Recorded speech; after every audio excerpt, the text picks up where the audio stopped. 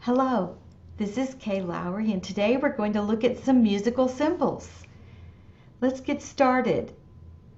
Here on the top left is an arrow that's pointing to the space between these two lines. That's called a measure. On the top right, this arrow is pointing to a thin line and a thick line.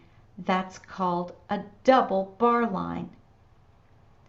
Here in the middle, we have a half rest worth 2 beats, a whole rest worth 4 beats, a whole note worth 4 beats, and a half note worth 2 beats. Let's take a look at some more. Here are some dynamic markings. These tell us how loud or soft to play.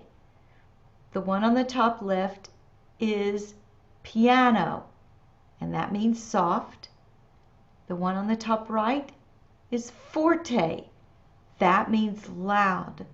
Now there are many other dynamic markings, and if you do your homework in Quizlet, you will find out there are lots of other fun ways to show loud and soft, even getting louder and getting softer.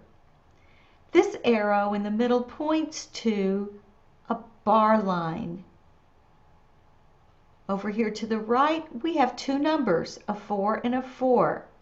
This is a time signature. The top number tells us how many beats in a measure.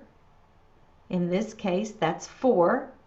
And the bottom number tells us what kind of note gets 1 beat. In this case, a quarter note. And on the bottom here, we have 2 symbols that are really easy, a treble clef and a bass clef. I hope you enjoy getting to know more about your musical symbols.